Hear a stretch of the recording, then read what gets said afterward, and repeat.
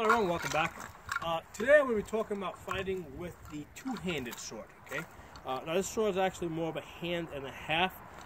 Generally, basically, a hand and a half or a bastard sword is something where the pommel ends up somewhere between your wrist and your elbow. A true two-handed sword, the pommel, that's the pommel, would come up closer to your elbow, okay? Now, on this channel, I discuss a variety of things. A lot of it has to do with arms. I'm a big supporter of the right to bear arms. We cover guns, but I also cover swords and other medieval weapons because basically this falls under arms. And there's a reason why they picked arms in the Second Amendment. You know, they said right to bear arms because arms covers all military equipment, and they wanted to include past, current, and future. Okay, so that's one of the reasons why I cover swordsmanship on this channel. Now, specifically talking now about the two-handed, fighting with a two-handed weapon, and more or less any two-handed weapon is going to work in a similar way. Now, this pole that I have here basically represents your weapon, and basically I picked a long-colored pole so that you guys could see it easier. Okay, and I wanted to extend past the camera so to give you guys some perspective. So basically, if you're in a position you have any two-handed weapon that you're pointing at me, basically I need to get past this point in order to strike you. Now, if we look at the historical manuals, they cover, they include a number of different guards. They have usually some type of a high guard. Okay, it could be here, up here. Some type of a high guard. Some type of a low guard, okay? Usually, some type of a hanging guard, okay? And some type of a side guard, okay? Sometimes they'll have like tail guards like this. And I think these are good guards. Usually, if I'm out of range, I'll be in one of these guards. Like I'll be in a ready guard like this because this is a very rested guard, okay? I can sit here for a very long time and wait for you to do something. Now, when I say out of range, what I mean is you would have to take more than one step in order to hit me, okay?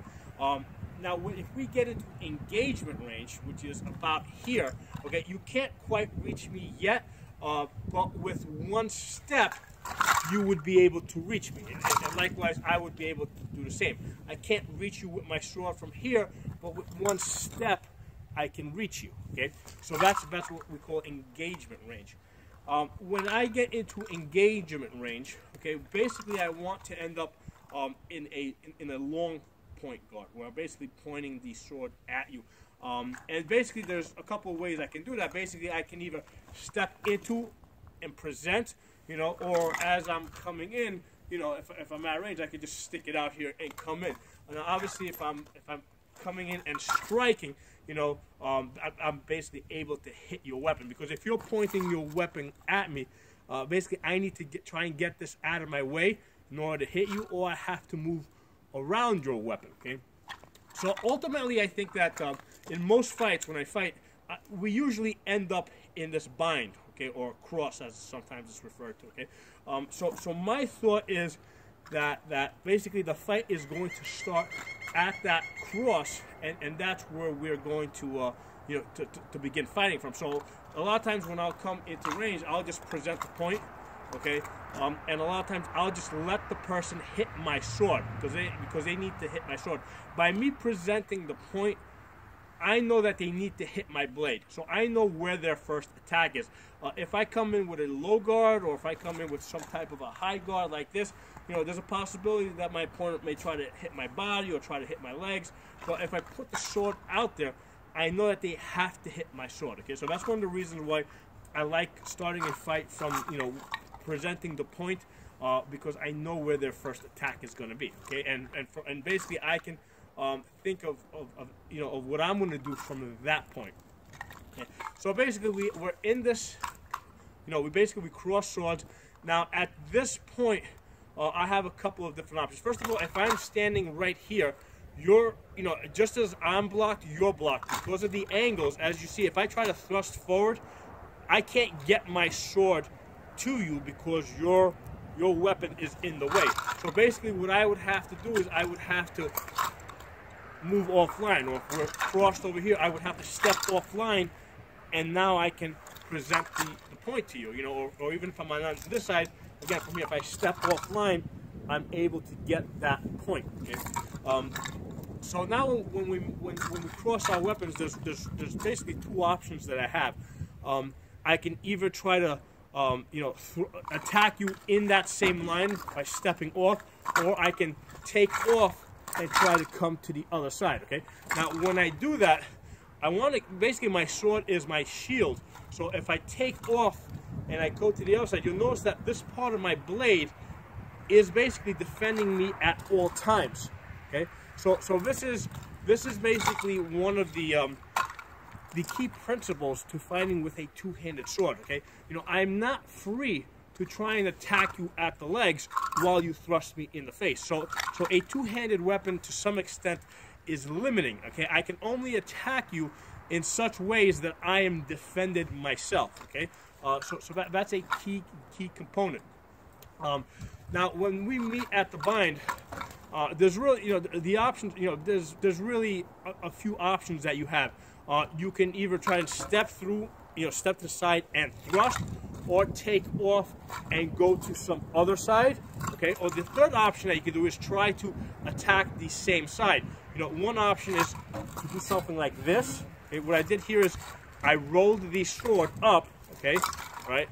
Basically, I have my guard protecting me, quickly rolling it over, and now I'm swinging over to that side, okay? So that's one option. Okay, all I can do is I can roll the sword to that side, okay, and try to attack on the same side. Now, with those type of strikes where you're kind of rolling off your opponent's blade, these strikes are not going to be very hard. Obviously, it's not going to be as hard as if I take off and swing to the other side. Okay, obviously, those strikes are going to be a lot harder. But however, if we're here and I do something like that, you know, with a sharp sword, if you get nicked in the face, it can be demoralizing. You know, if it hits you, it's basically, it's not a major move forward, but it progresses the ball forward for you, basically. Okay. So basically, this is what's usually going to happen when you're fighting with a two-handed sword, which is why you know, I don't put too much emphasis on fighting from a lot of these other guards. Like sometimes I'll see people start from a guard like this, you know, and try to, you know, start the fight there, or they'll start from here and try to do some type of an undercut. You know, no matter what, you know, or if they start from a low guard, you know, they'll come up. But ultimately, the swords are going to cross. I expect that any competent opponent is going to be able to basically meet that first strike, and we're going to end up at this, you know, with the swords cross. So when I fight, basically, you know, I present point, and I let my opponent come to my blade, and this is where the fight begins, okay? And at this point, I kind of know, you know, I know what he can do. I can know what his options are, okay? I'll just give you an example. I'm going to show you the type of weapons that I typically fight with. Now, you know, this is obviously a sharp sword, so I don't use this to fight, because otherwise I'd actually be killing people.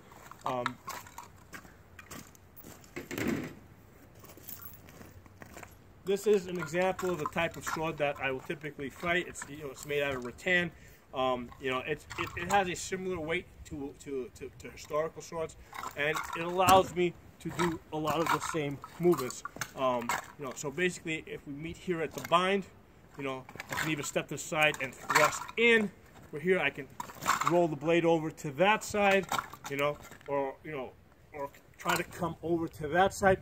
But at all times, this part of my sword is blocking, while that part of my sword is attacking. Okay? So you have to be able to block and attack at the same time. Now, one of the here, let me get a different weapon. I'll show you.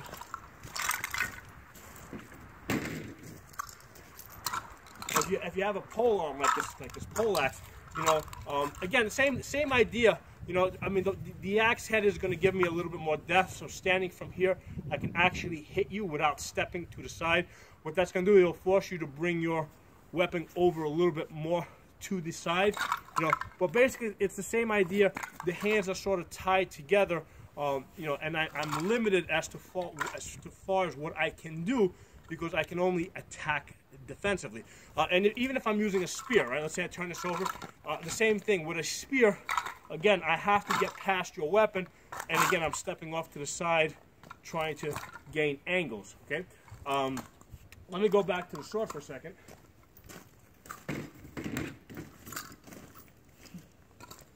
One of the other things I wanted to talk about as far as sword fighting is the concept of leverage, okay? Basically, because my hands are back here, I have a lot more leverage down here than I have up here. This is called the stronger the sword, and that's called the weaker the sword. You know, the stronger the sword is obviously stronger, the weaker the sword of the sword is faster, okay? So here's the thing, if I find myself in a position like this, what we have now is basically we have the tips against each other, okay?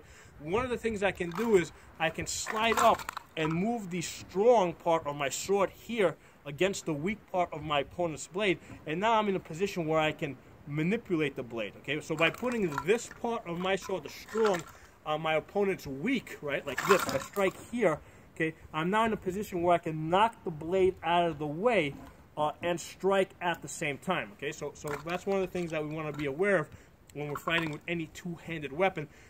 The weapon's going to be, you know, you're going to have a lot more leverage near your hands, and you're going to have a lot more speed near the top. The way you use the tip allows you to, you know, move around from side to side, you know, and coming like that. So they both have strengths, and you want to play to the strengths of each part of your sword. So you know, there's a couple of ways if you find yourself in a position like, let's say I just took a block on my side here, okay, I can basically, you know, I'll do it here. Let's say I just took a block on my side here. What I can do is I can lift the sword up, bring the tip to my strong, and then from there I'm in a position to thrust in, okay? So that's an example of switching the position of my opponent's sword. So I'm here, I come up, and all of a sudden I have your weak on my strong, and now I'm in a position to push the blade to the side and thrust through. Okay, and that'll work on, you know, on a thrust, you know, on a cut as well. If I'm cutting here, again, I'm putting my strong on your weak, and I can blow through your strike. So there's some ideas of sword fighting. You know, a lot of this stuff is well documented in historical manuals, and you know, in some sense, there's two concepts of fighting, you know, with swords today. There's one school of thought where, you know, we work strictly from historical manuals, and we try to recreate, you know, what's written and what's been recorded historically. And another school of thought is that, you know, where we actually just do it and kind of figure it out as we go along. And what I have found over the last you know, 50 years that people have doing this, they have more or less arrived at the same point. So regardless of where they started from, whether they started from the historical manuals or whether they started from just, you know, fighting in earnest. You know, what I mean by that is like realistic fighting, like not just playing sword tag. If they're doing realistic fighting, eventually they're going to rediscover the way people used to fight historically, because, you know, people's bodies haven't changed that much. We still have 2 arms, 2 legs. We move in the same way.